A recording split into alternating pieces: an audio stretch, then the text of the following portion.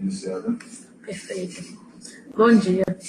Bom dia a todos. Dando continuidade ao ciclo de webconferências que é promovido todas as quartas-feiras aqui pela nossa unidade de telesaúde, que é vinculada à gerência de ensino e pesquisa do Hospital Universitário. Hoje nós temos a grata satisfação de contar com a presença, a participação do Dr. Francisco Costa, que é cardiologista aqui no HU, e que vai falar um pouco para a gente sobre a hipertensão arterial sistêmica. Vejam, hoje a gente sabe que um dos principais problemas que a gente tem no país está relacionado em termos de saúde, hipertensão e diabetes, que são fatores aí de risco que, obviamente, ele vai falar 1 milhão de vezes melhor do que qualquer outra pessoa sobre essa temática, mas eu quero só ressaltar que é uma temática que tem uma relevância, uma importância cada vez maior nos dias de hoje, que precisamos estar muito atentos.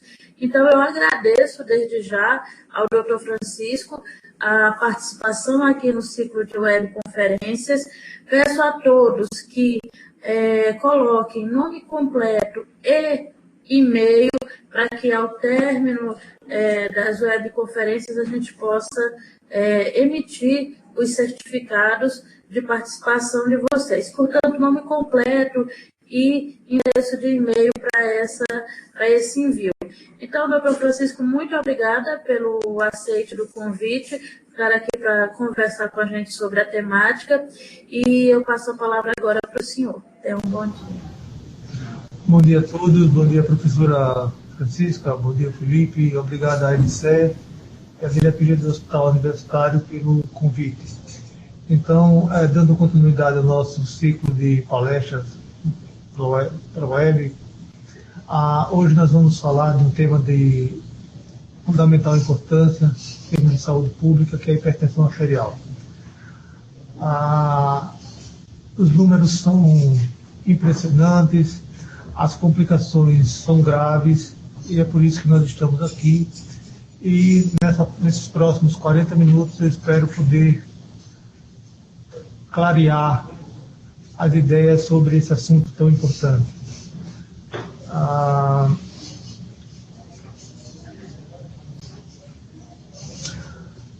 Nós vamos falar de conhecimentos básicos sobre hipertensão arterial sistêmica. Eu sou Francisco Costa, médico do Hospital Universitário Professor Alberto Antunes, como já foi aqui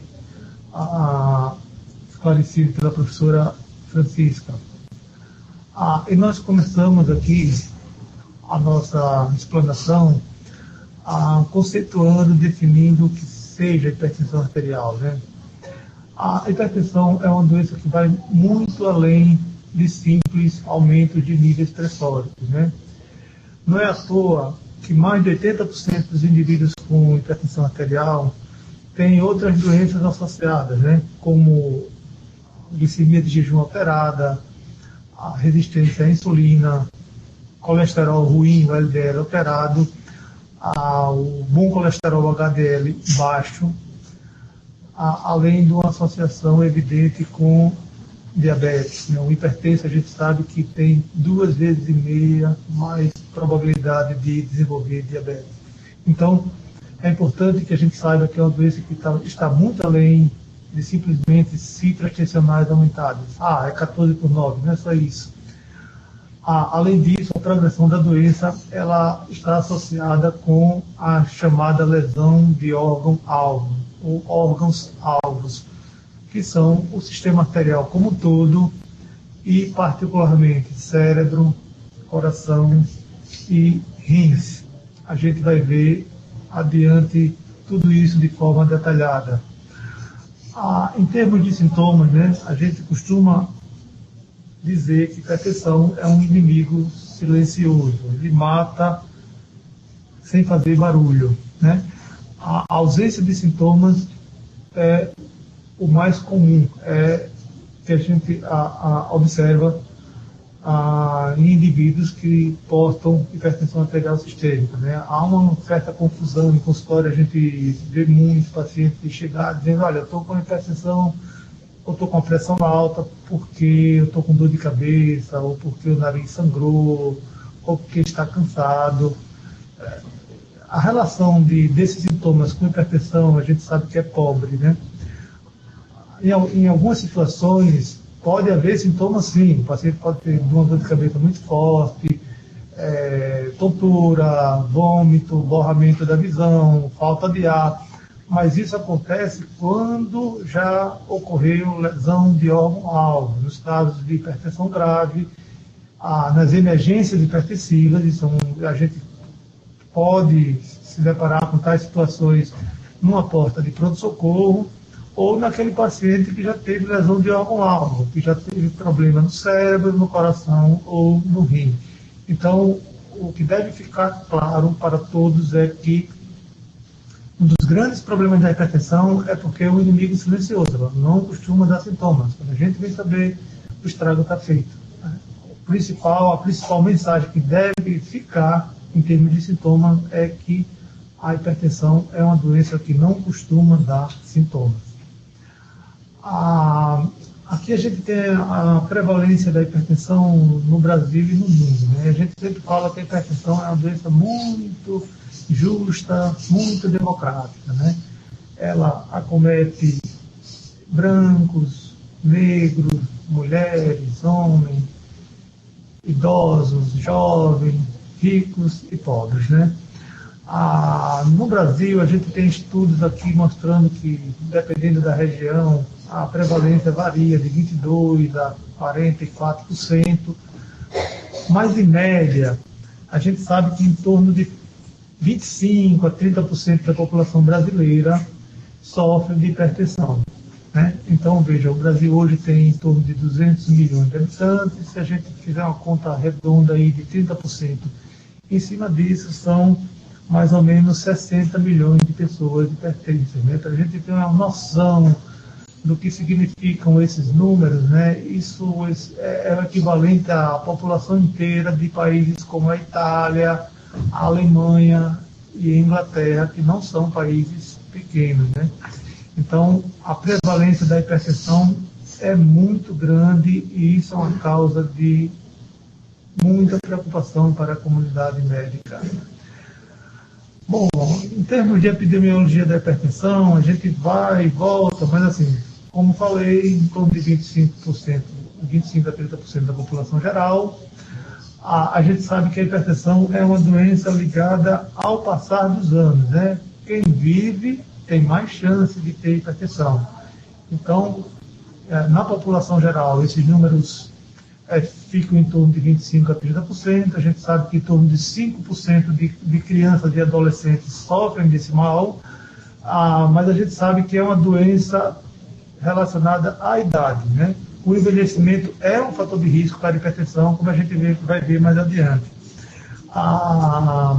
Então, acima de 60 anos, mais de 60% das pessoas desenvolverão hipertensão arterial.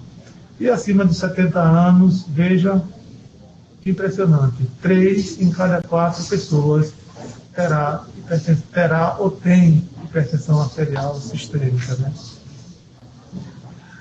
Bom, aqui a gente traz aqui um slide trazendo o número de hipertensos controlados. A gente vai esmiuçar isso mais adiante.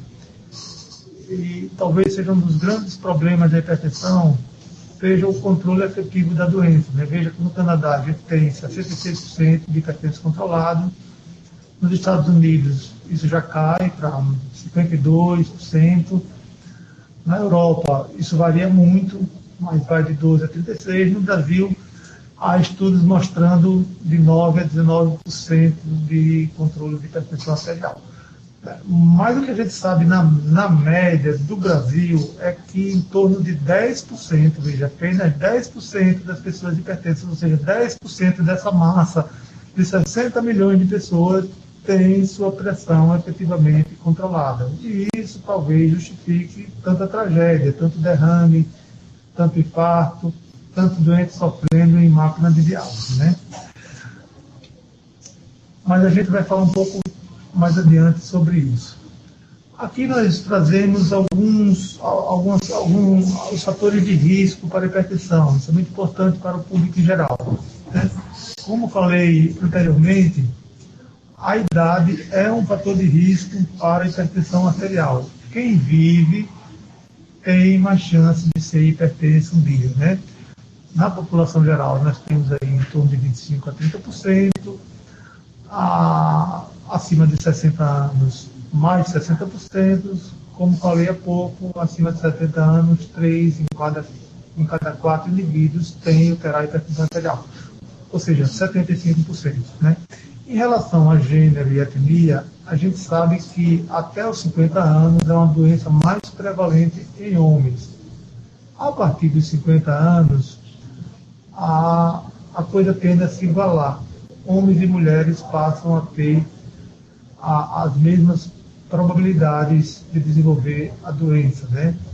Acima de o risco global é o mesmo, mas até 50 anos homens são mais propensos a desenvolver hipertensão. Com relação à etnia, a gente sabe que os negros, né, os não brancos, as pessoas de pele negra, elas têm uma maior probabilidade de desenvolver hipertensão arterial.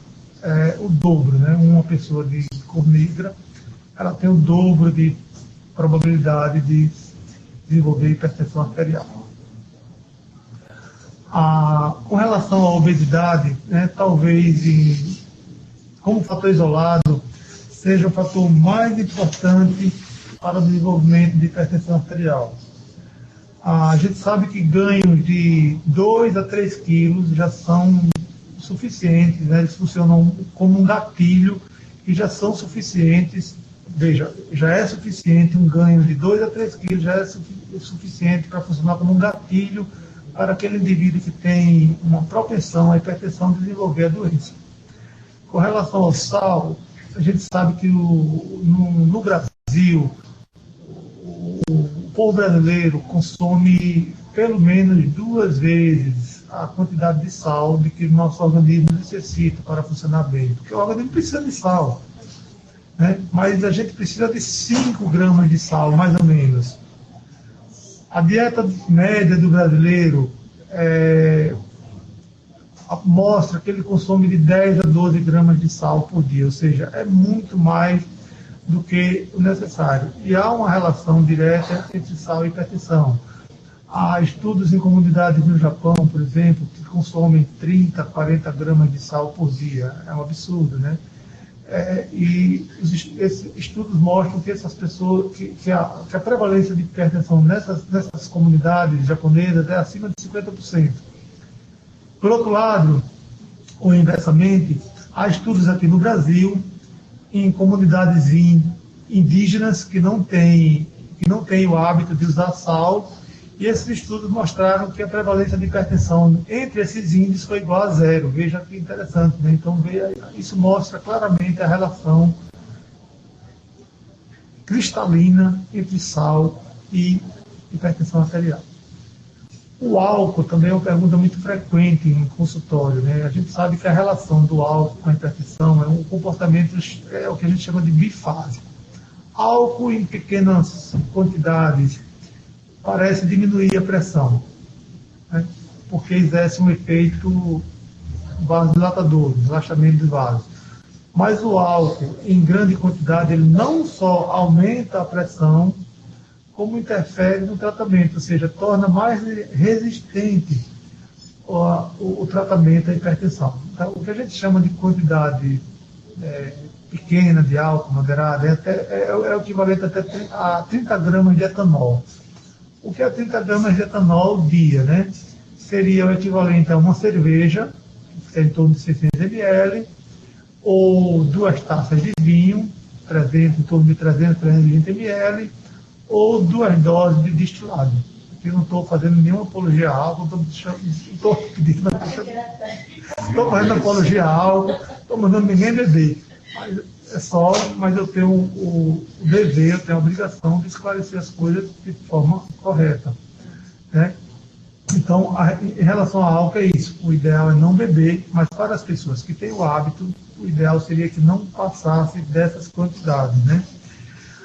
O sedentarismo, né, a gente sabe que o mundo vive uma epidemia de sedentarismo. Se o sedentarismo fosse considerado uma doença, eu acho que um dia vai ser, seria a doença mais prevalente no mundo, porque a gente sabe que tem estudos que mostram que 70% da população mundial, 70, 80, talvez 80%, não faça nenhuma atividade física, né? Segundo dados do Ministério da Saúde, em torno de 16% apenas, para os senhores terem uma ideia, da população brasileira pratica alguma atividade física. Daqui a pouco a gente vai falar mais sobre o que é uma atividade física, né? Então, o sedentarismo tem relação com a obesidade, e a obesidade tem relação direta com a hipertensão arterial.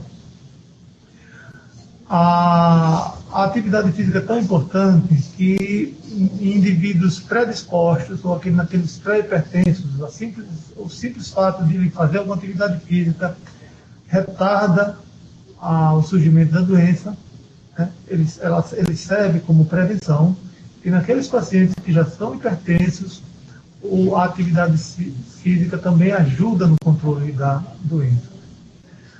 A genética tem um fator, inequivocamente um fator de risco para a hipertensão. Se eu tenho o filho de um pai hipertenso, de mãe hipertensa, ele tem mais probabilidade de desenvolver hipertensão. A gente recebe uma carga genética dos nossos ascendentes, não tenha dúvida disso.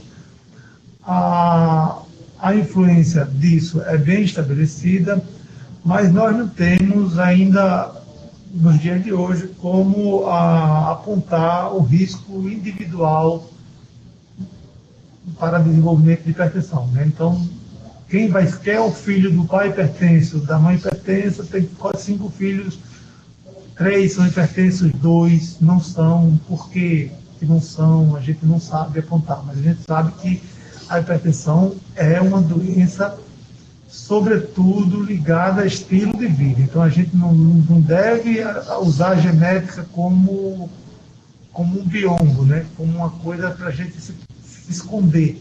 Não, a genética tem importância? Tem, mas talvez essa importância não passe de 30%. O principal fator de risco de hipertensão é estilo de vida inadequado. Isso tem que ficar muito claro aqui.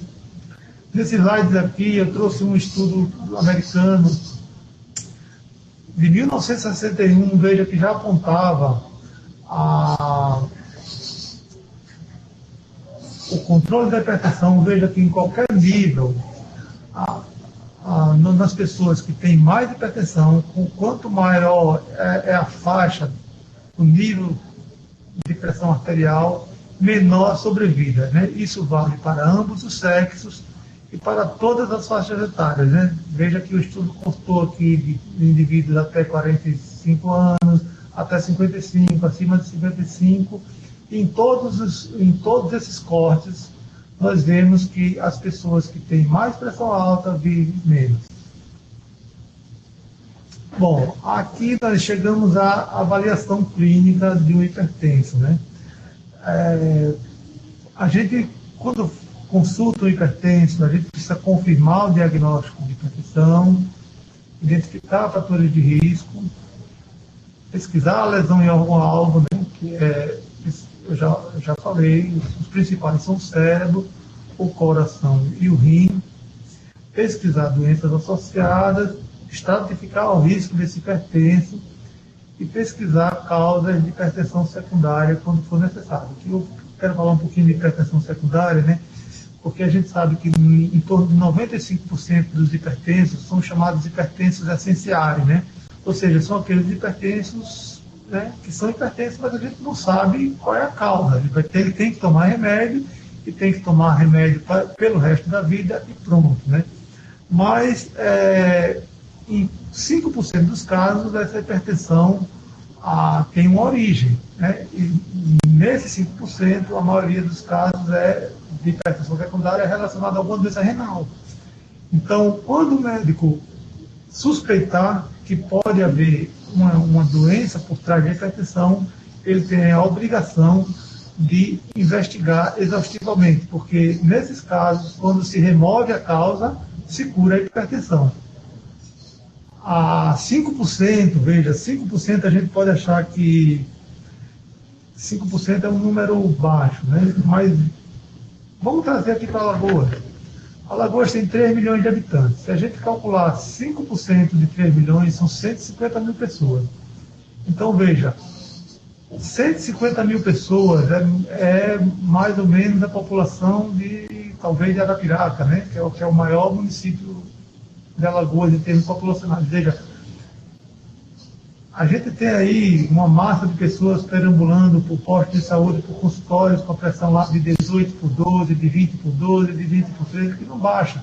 Então, esses pacientes, eles podem ser vítimas de hipertensão, pode ser uma hipertensão secundária, pode ter uma causa e essa causa não foi removida. E eles vivem perambulando, tomando remédio, a pressão não baixa, porque talvez não tenha sido feita a pesquisa adequada para se buscar a causa dessa hipertensão.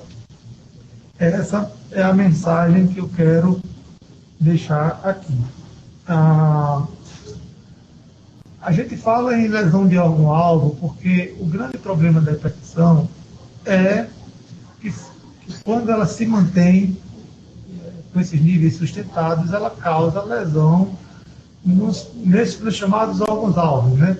Que são os alvos da artilharia pesada da doença. Então, o cérebro é o principal. Mesmo o cérebro, ela causa hemorragias, os infartos lacunares e a encefalopatia hipertensiva. No coração, o coração, como tem que trabalhar contra uma resistência maior, e o coração é um músculo, o que é que causa? Tem que trabalhar mais, ele vai hipertrofiando. É como alguém que vai para a academia, chega com o braço fininho, daqui a pouco está com aquele bração, né? Só que isso para o coração é péssimo, porque no começo ele hipertrofia, depois ele dilata e fica aquele coração grandão, parecendo o coração de um boi, né? E nessa situação o paciente já vai começar com aqueles cansaços, e isso aí já chega numa fase da doença que não tem reversão. O máximo que a gente consegue aí é estabilizar, melhorar sintomas, mas ela não reverte mais.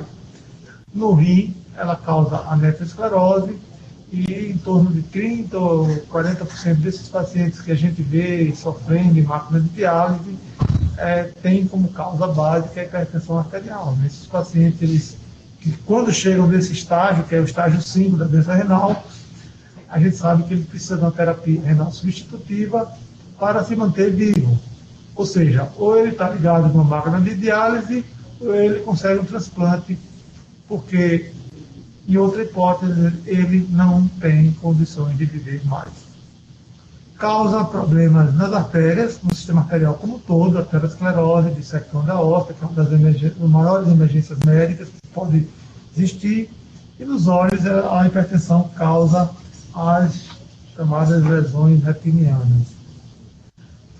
É importante que a gente preste atenção nessas condições clínicas associadas à hipertensão, porque mais na frente a gente vai ver que isso é importante para estratificar risco. Então, veja, a hipertensão tem como condições clínicas a doença cerebrovascular, o acidente vascular cerebral, seja isquêmico, seja hemorrágico, e a alteração da função cognitiva.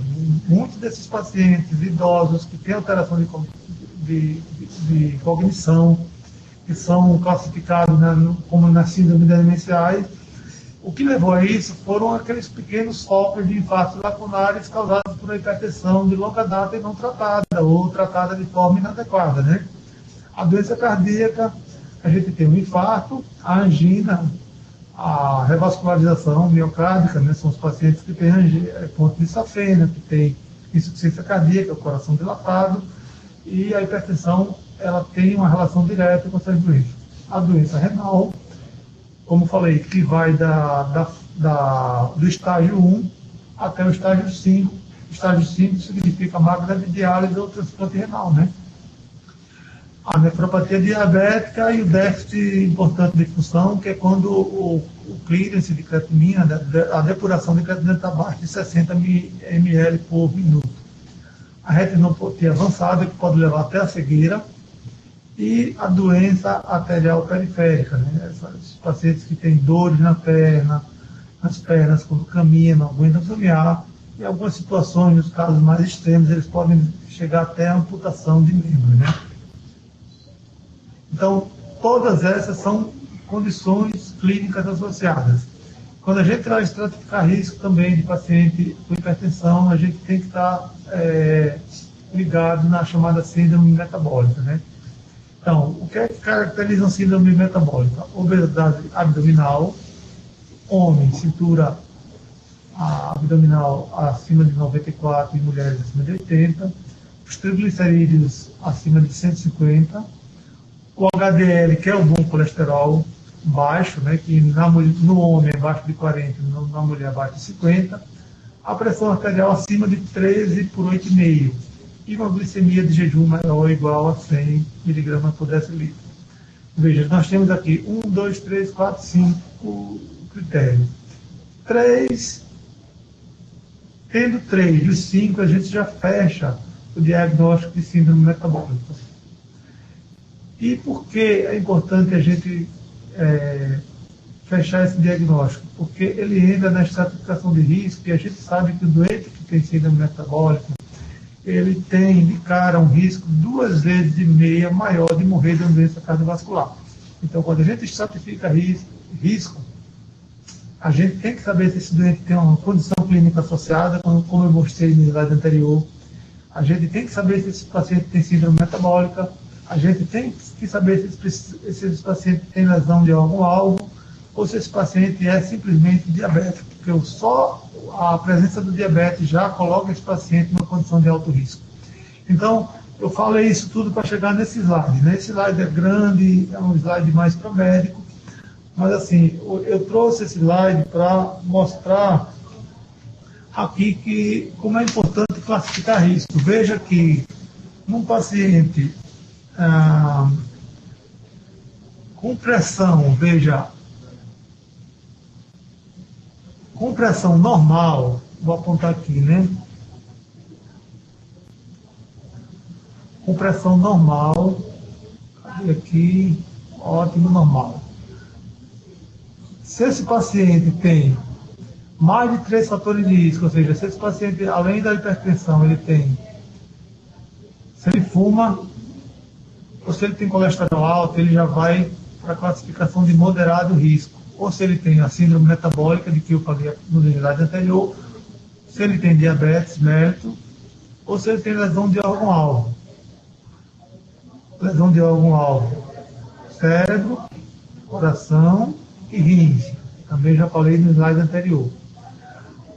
Veja, se esse paciente, mesmo ele tendo uma pressão arterial ótima ou normal, pelo simples fato de ele ter alguma condição dessa, ele já vai para moderado risco. Se ele tem uma condição clínica associada, daquela que eu falei há pouco, ele já sai direto por risco adicional muito alto. Veja, isso mesmo ele tendo uma pressão normal. Veja, é por isso que a gente tem que estratificar risco, é por isso que a gente tem que saber se o paciente tem uma condição clínica associada, se ele tem lesão cerebral, se ele tem lesão cardíaca, se ele tem lesão renal. É por isso que a gente tem que saber se esse paciente tem síndrome metabólica, é por isso que a gente tem que saber se esse paciente é diabético. E aí nós chegamos aí já partindo para o diagnóstico, né? Para a medida correta da pressão arterial. Cada vez mais a gente tem dado valor à hipertensão que se mede fora do consultório, né? Porque a gente sabe que em torno de 20% dos pacientes chegam no consultório, veem um médico e aí a pressão vai lá para cima. É a chamada hipertensão do jaleco branco, né? Que acomete em torno de 20% dos casos, mas a gente sabe que esses pacientes, embora eles não sejam hipertensos, na realidade, em 10 anos, um hipertenso do jaleco branco ele tem 70% de chance de desenvolver hipertensão de verdade. Então, veja, é importante demais. É por isso que a gente tem dado muito valor à medida de pressão que se faz fora de consultório. Além disso, a gente tem a MAPA, né, que é a monitorização ambulatorial de pressão arterial, e tem a MRPA, que é a medida residencial da pressão arterial. Mas assim, o que é que eu quero falar aqui? que a gente tem que estar atento para a correta medida da pressão arterial. Então, trago aqui nesse slide como não se deve fazer, né? O paciente está estressado, o paciente está sentado de forma inadequada, e isso interfere com a pressão arterial. A medida para a gente medir a pressão arterial de forma correta e para a gente poder dizer que essa medida é fidedigna, a gente tem um ritual a cumprir. Tem um ritual. Então, veja, é simples, né? O paciente senta, o médico ou o profissional de saúde tem que explicar que vai verificar a pressão dele. Esse paciente tem que estar sentado com o dorso, com as costas bem recostadas, né, no espaldar da cadeira. Os pés têm de estar no chão, ele não pode estar com os pés pendentes. As pernas não podem estar cruzadas. Esse paciente tem que estar com a bexiga vazia. Esse paciente não pode ter feito nenhuma atividade física pelo menos 1 hora antes, não ter fumado, não ter bebido álcool, nem ter consumido alimentos pelo menos 30 minutos antes, né?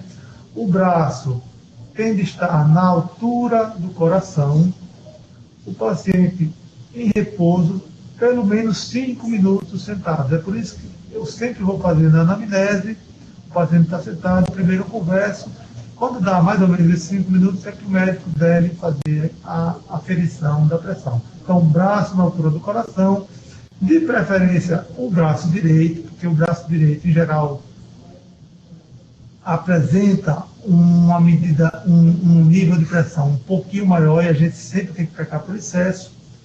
Então, feita a medida correta, a gente pode levar em conta. Outra, ninguém pode fazer diagnóstico de hipertensão com uma única medida, né? A gente precisa de pelo menos 3 em 3 ocasiões diferentes. Além disso, a gente pode lançar a mão, se houver condições, né, da MAPA. A MAPA é um instrumento que dá muita informação médica. A MAPA é aquela monitorização ambulatorial da pressão arterial, o paciente fica com aquele aparelhinho 24 horas e normalmente os pacientes não gostam muito dele, não. Mas ele dá muita informação e ajuda muito o médico na tomada de decisões. Bom, aqui é só para mostrar, porque às vezes o paciente chega no consultório e o médico, talvez por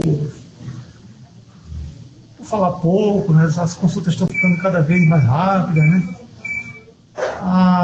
Às vezes o paciente sai com alguma dúvida. E veja aqui que tudo isso que a gente fala é respaldado em diretrizes nacionais e internacionais. Veja aqui que no paciente que tem 13 por 8,5, a pressão abaixo disso, né, ele está numa faixa normal e o médico pode tranquilamente reavaliar esse paciente em 1 ano e sempre explicando a ele que é importante mudança de estilo de vida. Esse médio aqui é mudança de estilo de vida, que é basicamente alimentação e atividade física, né?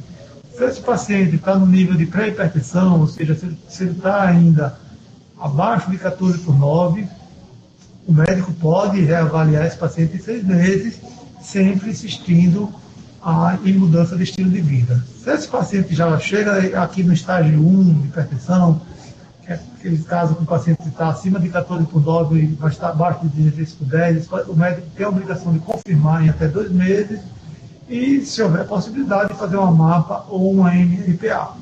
Já no estágio 2, esse prazo diminui, né? O médico tem que confirmar esse 1 mês e também considerando a hipótese de MAPA e MRPA. Já no estágio 3, que é o estágio mais avançado da hipertensão, ou seja, aqueles pacientes que já chegam no consultório com pressão acima de 180, de 18/11, né? Se o médico verificou a pressão de forma correta, esse paciente já deve sair do consultório medicado e deve ser reavaliado em uma semana.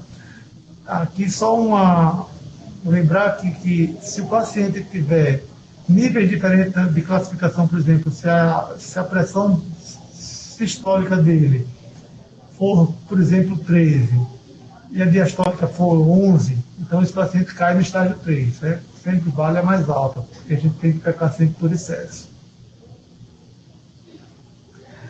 Bom, aqui a gente chega na avaliação mínima, né? Um paciente que chega no consultório, que eu tenho o diagnóstico feito de hipertensão, eu tenho uma avaliação mínima desse paciente que eu tenho que fazer. E essa avaliação mínima é barata. Então, veja, tenho um sumário de urina. O sumário de urina, tem muita gente que acha que o médico pede sumário de urina para fazer diagnóstico de infecção urinária. Nada mais falso. O sumário de urina ajuda, né? Mas normalmente a infecção urinária, o doente chega com queixa de infecção urinária. O sumário de urina é um exame muito simples, muito barato, que dá muita informação médica, né? Então, veja, se eu tenho um sumário de urina que mostra que esse paciente perde proteína na urina, eu tenho que redobrar a minha atenção nesse paciente hipertenso. Ele já tem algum grau de lesão renal. Veja como é simples e como é importante. Um sumário de urina que me mostrou que tem proteinúria, que esse paciente perde proteína pela urina. Então, esse paciente já é um paciente que tem um fator de risco a mais. Ele já tem uma condição clínica associada. Ele tem doença renal. Pode estar numa fase incipiente e aí a medicação pode ajudar muito a minimizar riscos. Mas esse paciente, com um simples exame de urina, eu já vi que esse paciente tem uma condição clínica associada e que o risco dele é maior. Um potássio plasmático baixo pode me alertar para uma condição de hiperaldosteronismo.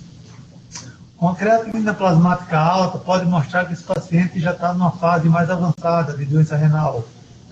Uma glicemia de jejum alterada, eu preciso confirmar, mas já mostra que esse paciente é um diabético ou intolerante à glicose e eu tenho que confirmar isso e, se for o caso, tratar.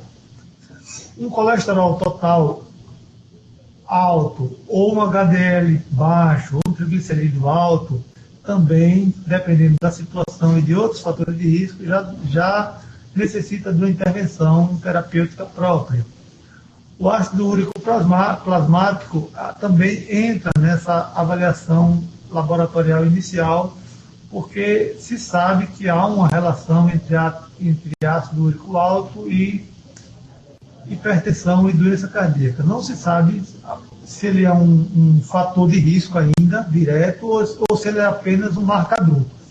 Mas é importante que nós tenhamos a avaliação do ácido úrico nessa avaliação inicial. E o eletrocardiograma convencional, que é um exame muito barato, é um exame que completou 116 anos, né? E que continua atual como nunca, né? É um exame que tem baixa sensibilidade, mas ele tem alta especificidade. Quando um eletro está alterado, ele sempre diz alguma coisa. Bom, e aqui nós partiremos para o tratamento, né? Como se trata de uma conferência aberta ao público, nós não vamos entrar em detalhes específicos sobre drogas, embora eu tenha trazido alguma coisa, mas nós queremos alertar mais para o tratamento não medicamentoso, né? O que fazer?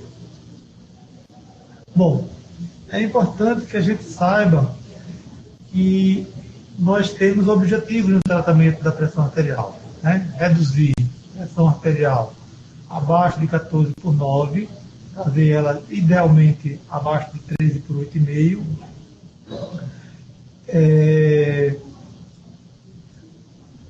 Em idosos, segundo os últimos estudos, a gente pode trazer abaixo de 15/9, reduzir modo de mortalidade, respeitando características individuais, comorbidades e a qualidade de vida do paciente, né? É importante, assim, resumindo, dizer que o principal objetivo do tratamento da hipertensão é prevenir problemas cardiovasculares e reduzir morte, né? Veja a importância. Se eu consigo reduzir 5 milímetros de mercúrio de hipertensão arterial, eu reduzo em 40% a possibilidade de o indivíduo ter um AVC e em torno de 20% a possibilidade do paciente ter uma doença arterial coronariana ou a morte cardiovascular. Então, 5 milímetros de mercúrio se traduz em 40% menos chance de um AVC, de um acidente vascular cerebral, de um derrame, do infarto ou de uma morte cardíaca. Bom, e aqui nós chegamos à mudança de estilo de vida, que é uma das principais mensagens que a gente deve deixar para uma palestra aberta ao público em geral. Então, veja, o sal deve se restringir a no máximo 5 gramas por dia. É uma tampinha de caneta, né? A gente consome em torno de 10 a 12, né? Isso deve-se começar com a retirada do saleiro da mesa, né? Usar mais condimentos que mimetizam o sabor do sal, né? Então, existem várias ervas, alecrim, manjericão. Isso deve estar na mesa porque é incrível como essas ervas, como esses outros artifícios, eles substituem, de alguma forma, o sabor que o sal dá na comida, né? Álcool. Como falei, 30 gramas de etanol é o máximo que se deve permitir para o dia. Lembrar que para as mulheres essa conta deve ser a metade. Então, veja, 30 gramas de etanol são equivalentes a uma cerveja ou 2 taças de vinho ou 2 doses de destilado para quem tem o hábito. Para quem não tem, por favor, isso que não sirva de estímulo. A obesidade é isoladamente o maior inimigo para aqueles pacientes hipertensos ou para aqueles que têm propensão para desenvolver a doença. O cigarro é um grandíssimo fator de risco. Nós vamos falar um pouquinho sobre cigarro, e o cigarro deve ser abolido da vida das pessoas. Nós devemos evitar as comidas calóricas, né?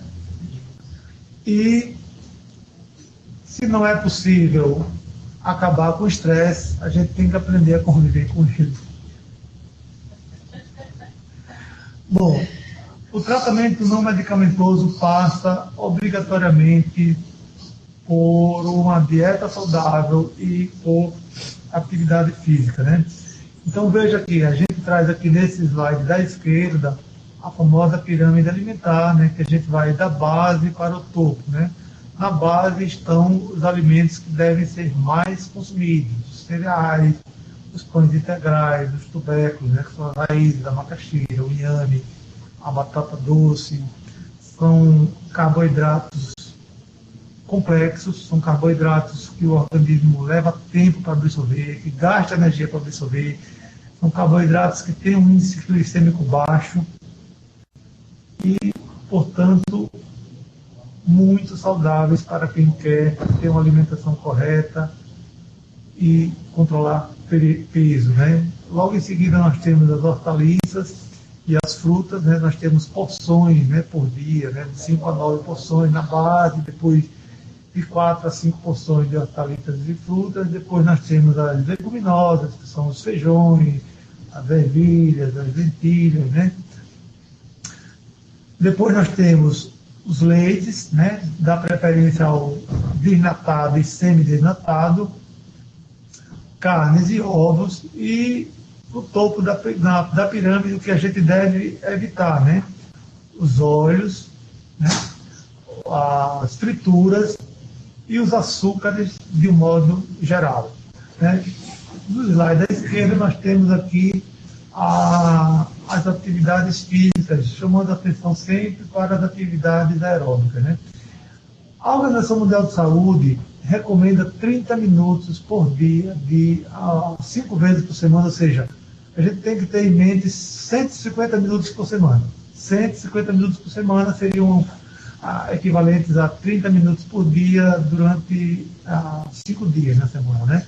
Então, natação, né? 45 minutos de natação, ou 90 minutos de bicicleta, ou 60 minutos de uma caminhada, ou 40 minutos de uma corrida um pouco, de uma corrida devagar, chamado trote, né? Ou 20 minutos de uma corrida mais rápida, se o indivíduo tem condicionamento físico para isso. Porque condicionamento físico é uma coisa que se adquire, ninguém nasce com condicionamento físico. Então, de um lado, uma dieta saudável, de outro lado, a atividade física. Isso aqui é chave para prevenir hipertensão ou para ajudar no controle nos casos dos pacientes que já são hipertensos, né?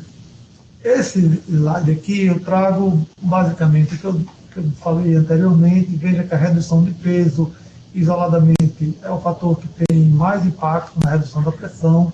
A dieta DASH é aquela dieta rica em frutas, legumes, verduras, tubérculos. Essa dieta, existem estudos mostrando que essa dieta por si só é capaz de reduzir em 20% a pressão arterial. Depois a redução do sódio, a atividade física e a redução do consumo de álcool. Bom, nós temos aqui as metas terapêuticas, né, para o hipertenso, diminuir a pressão abaixo de 14/9 para os pacientes idosos abaixo de 15/9. Mas assim, das especificações médicas eu quero falar menos, considerando que isso é uma palestra aberta ao público. Quem tiver dúvidas individualmente pode mandar que eu respondo. E finalmente o tratamento farmacológico, né? Olha aí, o homem pílula, tem gente que gosta, tem gente que corre de medicamento, mas tem gente que gosta. Eu vou dar umas pinceladas aqui sobre tratamento medicamentoso, mas não entrarei em detalhes, né? Veja aqui que os antihipertensivos são semelhantes, tem esse estudo mostrando na redução de eventos cardiovasculares, exceção para o acidente vascular cerebral, né? Existem estudos mostrando que algumas classes farmacológicas são mais eficazes em prevenir o acidente vascular cerebral. E aqui uma dor de cabeça para todo mundo, né? Para médico, para autoridade de saúde, que é um dos principais problemas da hipertensão, que é a não adesão ao tratamento, né? Isso é um problema gravíssimo. A gente entra aqui na chamada, a famosa regra das metades, né? Metade das pessoas sabe que tem pressão alta. Da metade que sabe, só metade toma remédio. E da metade que toma remédio, só metade controla a pressão. Aí, quando a gente vai fazer a decodificação desses números, a gente vê aí que 10 a 12% das pessoas têm a sua pressão efetivamente controlada. Porque a gente vê muito paciente em consultório que vai para a consulta, mas aí não sei por que vai para a consulta, porque não toma um remédio, né? Não faz atividade física, não corrige a alimentação. Então a gente chega aqui na causa de não adesão ao tratamento. Então isso vai, veja, o Brasil é um país pobre, tem muita gente que não toma remédio porque falta dinheiro. Infelizmente tem, nossos postos de saúde são desabastecidos. Existem fatores relacionados ao tratamento. O paciente começa a sentir algum efeito colateral com a droga e aí para de tomar. Ao invés de ele voltar no médico, porque a gente hoje na cardiologia dispõe de uma grande gama de medicamentos de classes farmacológicas diferentes. E esses medicamentos eles conseguem tratar a hipertensão com efeitos colaterais mínimos ou mesmo com ausência de efeitos colaterais, né? Então existe aí problema relacionado ao tratamento, às vezes é efeito colateral, às vezes é relacionado à doença, o paciente esquece de tomar. Tem paciente que por si só é rebelde mesmo, ele não gosta de tomar remédio, então ele espera que ele é melhor o AVC, é melhor o infarto, de preferência com a morte súbita, né? Ou ou falha no sistema e na equipe de saúde. Tem médico que não fala mesmo, tem médico que fica calado. O paciente sai da sala e não sabe que hipertensão é uma doença crônica, não sabe que tem que tomar remédio para o resto da vida porque o médico não falou, que a consulta tem que ser em 2 minutos ou em 3. Isso está errado, né? Então, existe falha da gente também. Existe o desabastecimento do posto de saúde, porque se eu tenho uma cesta básica de medicamentos no posto de saúde, eu vou tratar 90% a 95% das hipertensões com sucesso, né? Isso se o paciente aderir, se o paciente tomar o remédio. Então, esse aqui é um dos principais slides dessa conferência, porque a adesão ao tratamento é uma dor de cabeça para médico, para profissional de saúde, para autoridade de saúde. Talvez justifique tanta tragédia, tanta gente morrendo de acidente vascular cerebral. É a principal causa de morte no Brasil, está ali, hoje está valendo o acidente vascular cerebral junto com o infarto do miocárdio, né? É tanta gente em máquina de diálise ali, dependendo, se não for 3 vezes por semana, ficar 4 horas por dia numa máquina de diálise, não vive. Qual é o custo para o sistema de saúde? E quando a gente fala em sistema de saúde, quem paga é todo mundo. Qual é o custo de tanto paciente em máquina de diálise? Qual é o custo de tanto paciente com AVC? Na melhor fase da sua vida, esse paciente ele fica incapaz. Ele vai viver do INSS. Além dele não produzir, ele vai viver do INSS. Qual é o custo de tanto paciente que morre de morte súbita com 40, 50 anos, deixa 3, 4 filhos, uma viúva, né? Então, a não adesão ao tratamento é um grandíssimo problema para nós. Só mostrando aqui como esse problema de aderência a tratamento é importante, eu trouxe esse slide, veja, isso aqui é um trabalho italiano, mostrando que no início a adesão é 100%, no primeiro ano cai para 60%, no quinto ano 40% dos pacientes aderem. Veja isso na Itália, viu? Eu trouxe aqui esse slide que é do Ministério da Saúde, só para mostrar a relação do índice de massa corpórea, ou seja, o peso. O índice de massa corpórea é simples, é obtido pela divisão do peso pelo quadrado da altura, mostrando a relação de índice de massa corpórea com alguns dos principais fatores de risco cardiovascular. Veja como ele impacta aqui no diabetes, né? Está aqui em verdinho, o índice de massa corpórea vai subindo, né? De 20 até 25 é normal, de 25 a 30 é o pré-obeso, né? Ou sobrepeso. De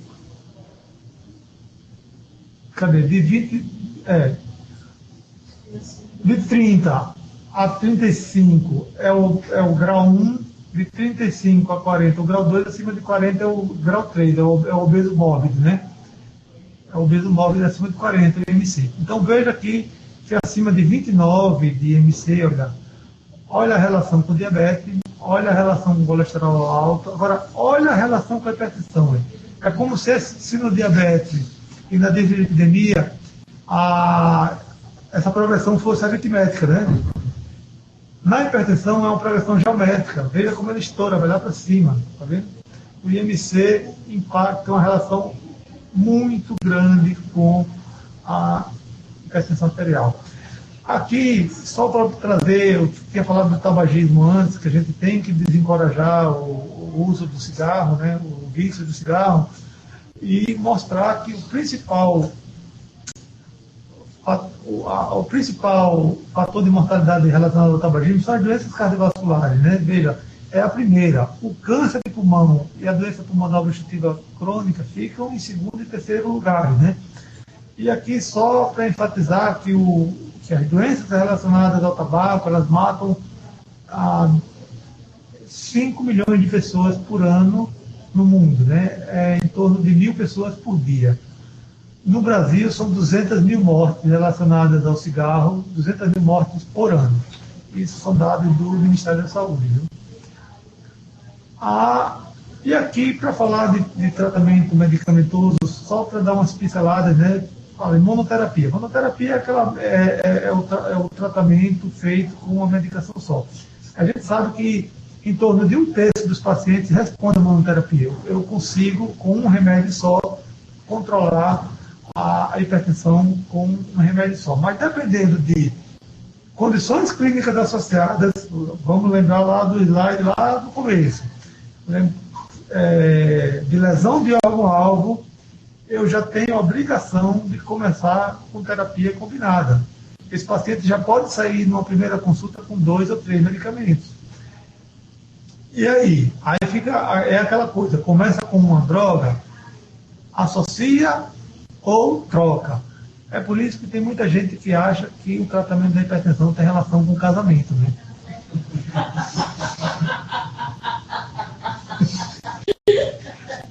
Mas se tratar, vai ser feliz para sempre, né? Aí veja que é monoterapia ou combinação de fármacos. Só para dar uma geral aqui, veja, na hipertensão estágio 1, paciente com moderado risco, a gente pode começar com um remédio só.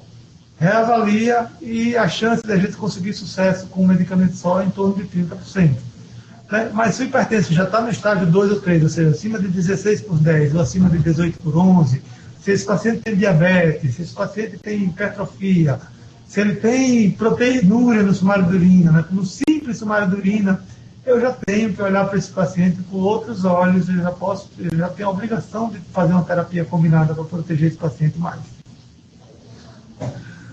Bom, eu trouxe aqui algumas particularidades, né? Quando a gente faz monoterapia, a gente tem que considerar as situações especiais. Por exemplo, a etnia, né? A gente sabe que um paciente de cor negra responde melhor aos diuréticos, aos bloqueadores de canais de cálcio, né? A idade é importante, né?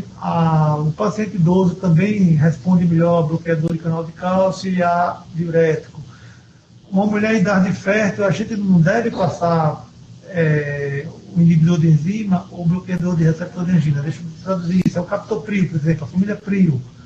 Ou a losartana, que faz parte do bloqueador de receptor. Na mulher em idade fértil, a gente sempre tem que perguntar, porque se uma mulher engravida tomando esse medicamento, há um grande risco do feto nascer com problemas, né? Existe uma relação de teratogenia, então a gente sempre tem que lembrar se a mulher tem possibilidade de engravidar ainda. A gestação, a gente sabe que tem algumas medicações que não devem ser utilizadas de forma alguma em pacientes gestantes. Por outro lado, a gente sabe que tem algumas medicações que são muito seguras, né? Os obesos respondem melhor a algumas classes de medicamentos, como, por exemplo, os diuréticos e os inibidores de enzima de conversão ou os bloqueadores de receptor de angiotensinogênio. Aqui são particularidades que eu não sei se é tão interessante para o público em geral, né? Levar em conta sempre comorbidades. Se o paciente é diabético, a gente sempre tem que considerar começar com a terapia dupla ou tripla. Existem alguns medicamentos que não devem ser prescritos porque aumentam um pouquinho a glicemia. Já há outros antihipertensivos que não mexem com o perfil metabólico do paciente. Na doença renal crônica também existem alguns medicamentos cuja resposta é melhor, assim como na insuficiência cardíaca congestiva.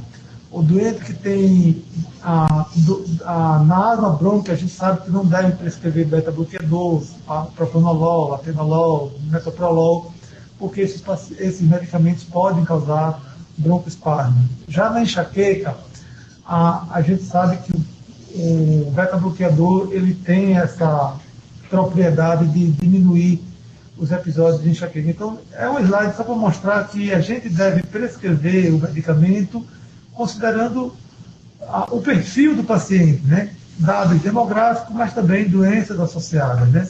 A dislipidemia, a gente sabe que tem alguns antihipertensivos que mexem com o perfil lipídico, que aumentam o triglicerídeo, que diminuem o HDL. Então, se eu sei que o paciente tem hipertensão dislipidêmica, eu não devo utilizar determinadas drogas, né? E só para mostrar aqui, olha, as diferentes classes farmacológicas que nós temos para o tratamento da hipertensão. Então, diurético, inibidor de enzima de conversão de angiotensina, bloqueador de receptor de angiotensina, bloqueador de canal de cálcio, bloqueadores de ação central, beta-bloqueadores, alfa-bloqueadores, vasodilatadores diretos, inibidor direto de renina. Nomes estranhos, complexos, mas tudo isso para dizer o quê? Que a gente dispõe de uma grande gama de medicamentos. que o médico, ele não prescreve 2, 3, 4 medicamentos porque acha bonitinho, não. É porque, às vezes, a gente tem que bloquear a hipertensão por várias vias, sabe? Como falei antes, em 1/3 dos casos, um medicamento só dá conta. Outra coisa que eu queria chamar a atenção, tio, tem muito paciente que diz, doutor, olha, eu tomo esse medicamento há 5 anos e ele relaxou. Não é comum, ele relaxou, não faz mais efeito, não. Não, isso não é verdade. É que aquele medicamento, sozinho, passou a não dar conta mais do tratamento da hipertensão. Então, o médico, em geral, nesses casos, o que o médico precisa é associar, é usar outros medicamentos de outras classes farmacológicas para bloquear a hipertensão por outra via, por outra via ou por outras vias. Então, o que há aí não é um relaxamento do medicamento usado. O que ele está precisando é de ajuda, né? De ajuda de medicamentos que vão lá bloquear a hipertensão por outra via. É muito comum, por exemplo, o paciente está tomando um remédio só e controla a pressão, aí engordou 5 quilos. O remédio não vai dar conta mais, ele vai precisar de associar o médico vai precisar de associar um medicamento até que o paciente resolva diminuir o peso de novo, né?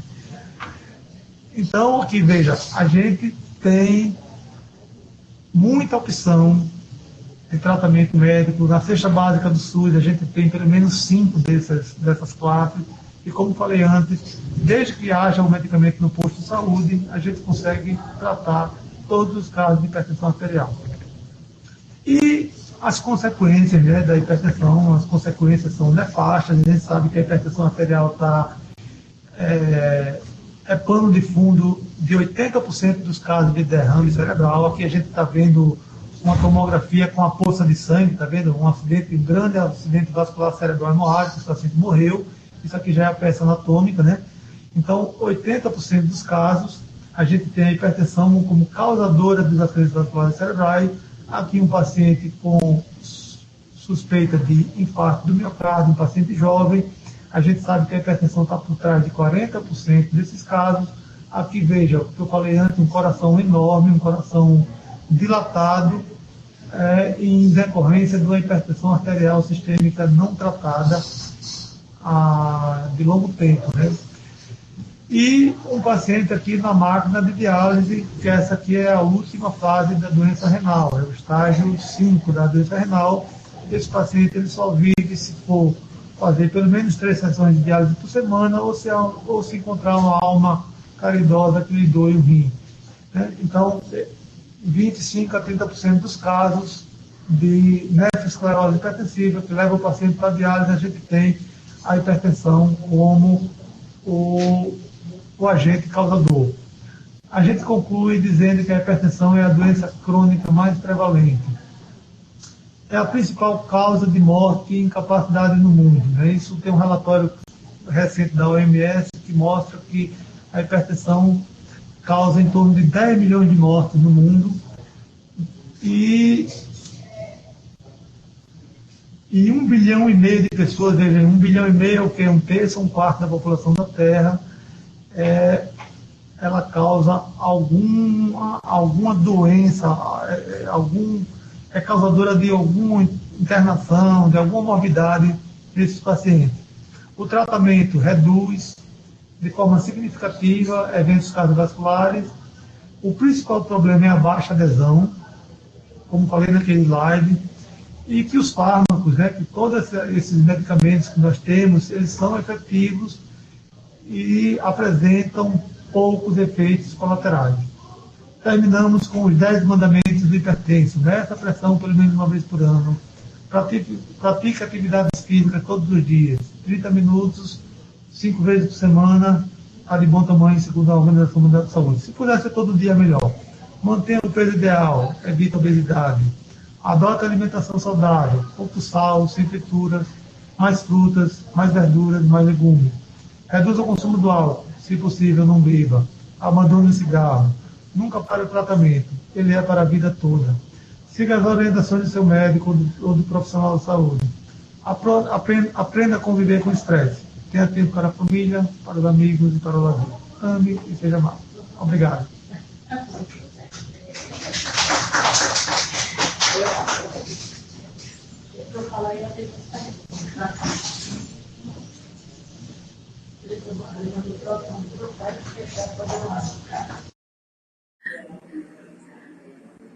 Bom, doutor Francisco, eu agradeço imensamente a sua palestra. É realmente extremamente esclarecedora. Eu tinha até uma pergunta no começo, mas que foi esclarecida. Mas eu tenho mais umas duas perguntas, e a gente sempre, quando a webconferência termina, a gente abre para as perguntas. Então, as pessoas vão perguntar aí na aba de bate-papo, e a gente já tem uma pergunta aí do Carlos André, e aí o senhor já pode começar a responder. Quem tiver mais alguma pergunta, pode inserir aí no bate-papo, que agora é o momento para a gente esclarecer essas dúvidas. Então, se o senhor puder, já pode até ir respondendo essa primeira. Bom dia, André. Olha, o principal problema.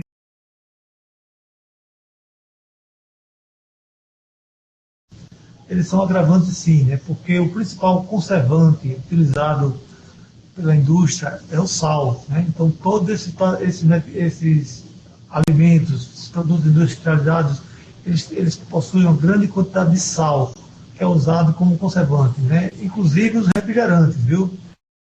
Todos têm uma quantidade de sal muito grande, né?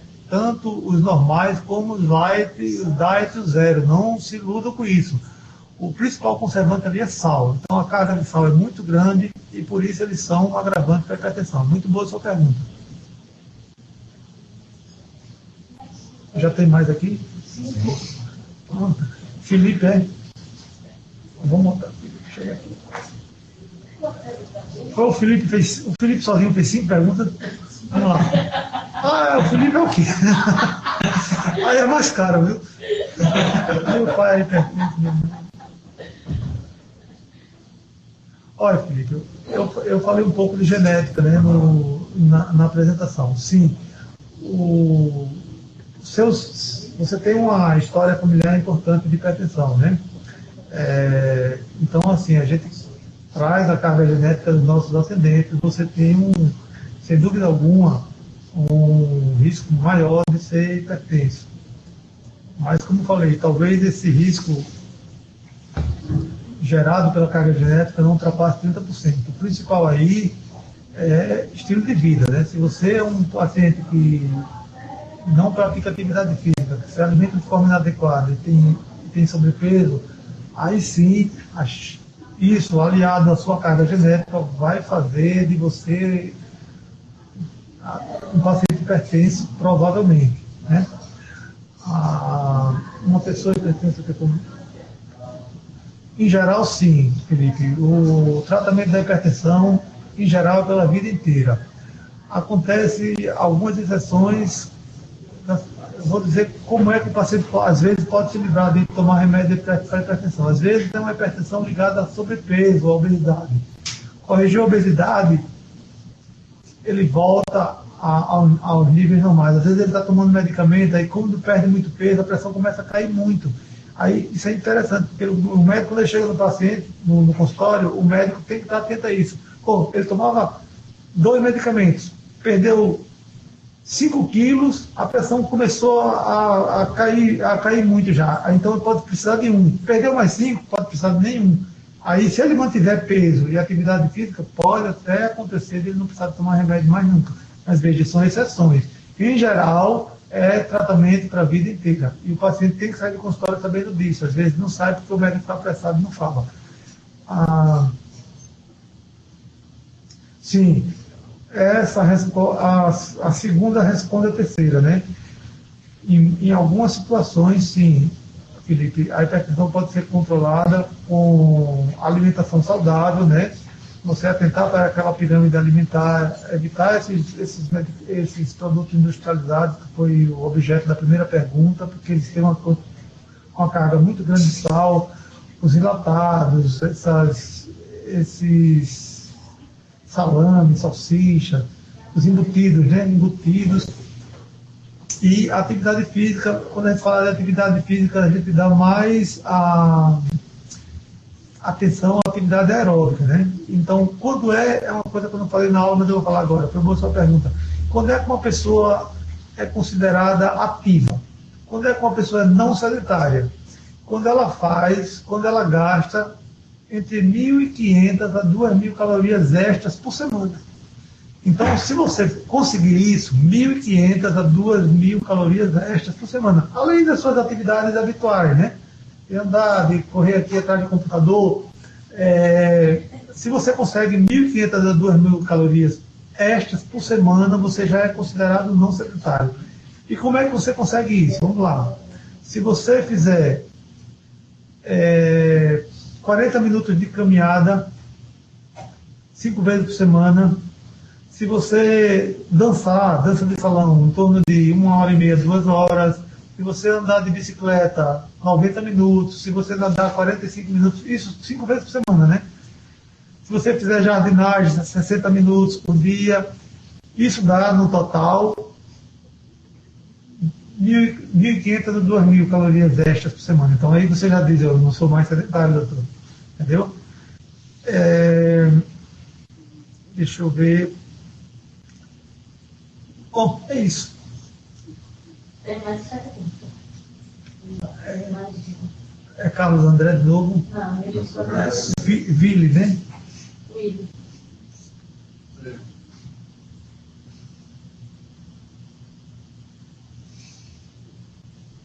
Não, a orelha quente, o povo disse que é falando mal mesmo, né? Mas isso não tem relação com hipertensão não, viu, Willi? A hipertensão, como eu falei, não sei se você começou a assistir a palestra do começo, a principal característica da hipertensão em relação a sintomas é exatamente a ausência de sintomas, né? É o inimigo silencioso que mata pelas costas, né? Então, tem muita gente que chega no consultório falando, porque o meu rosto esquentou, o nariz sangrou, estou com dor de cabeça, né?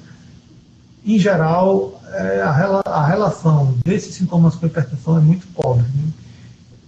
E no cenário de uma porta de pronto-socorro, às vezes o paciente chega tonto, vomitando,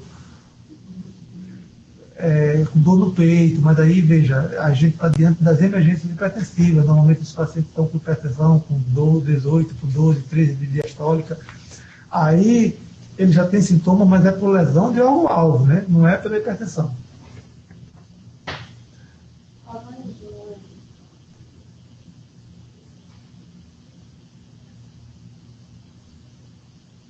Olha aqui, é uma pergunta boa. A mãe começou a ter tosse, né?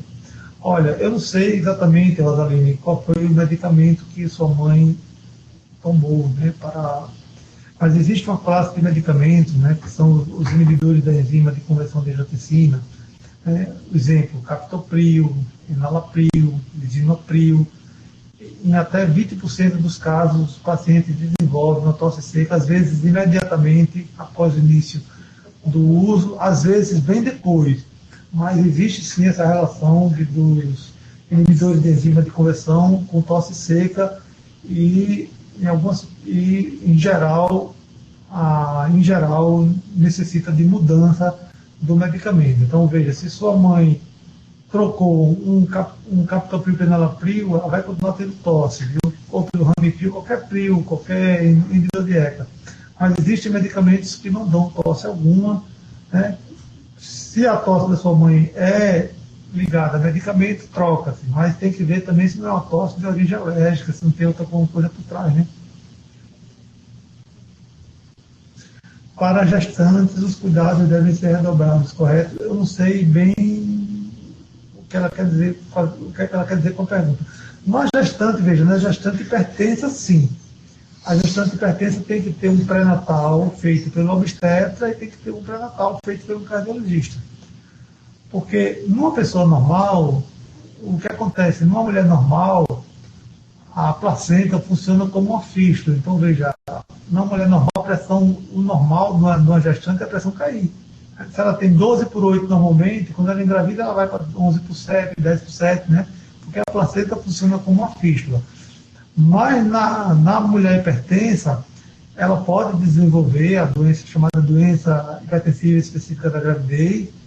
Isso pode culminar numa pré-eclâmpsia ou numa eclâmpsia, com até levando à morte. Então, nos casos da mulher hipertensa, sim, aí os cuidados devem ser dobrados.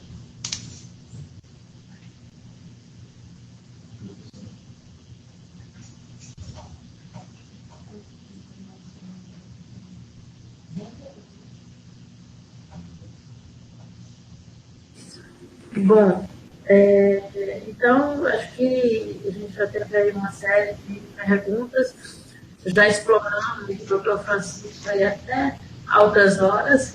Eu queria dizer que a palestra, além de muito esclarecedora, foi uma palestra muito leve, muito prazerosa de se assistir, de se ouvir.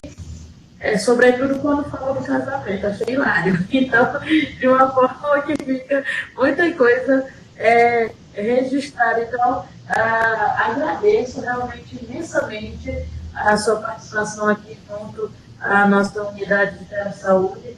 Estamos disponíveis para o que for preciso e naquilo que a gente puder ajudar. Informamos que estamos divulgando também a webconferência gravada no canal do YouTube, então quem não assistiu pode ir lá acessar e assistir posteriormente e tomar para ter essas informações que são realmente muito importantes. Então, muito obrigada, doutor Francisco, além de extremamente perspicaz, de um senso de humor contínuo, porém, ao mesmo tempo, preciso. É contínuo, mas é bem preciso. E eu achei muito legal. Então, muito obrigada e eu só passo para as suas considerações finais. Eu agradeço à professora Francisca, ao Felipe, pelo convite, ao EBSE, a direção do HU. Espero que tenha esclarecido algumas dúvidas, que tenha alertado aos hipertensos e os não hipertensos para os perigos da doença. E sempre que convidado, virei com o maior prazer. Obrigado.